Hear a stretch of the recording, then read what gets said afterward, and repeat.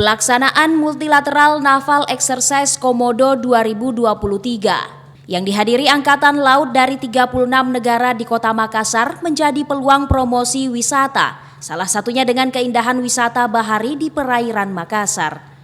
Salah satu peserta MNEK dari Turki mengatakan pihaknya sangat suka dengan kondisi perairan Laut Makassar. Bahkan tak sedikit spot pemandangan indah yang dapat menjadi sarana turisme bagi peserta MNEK, khususnya dari asal negaranya di Turki.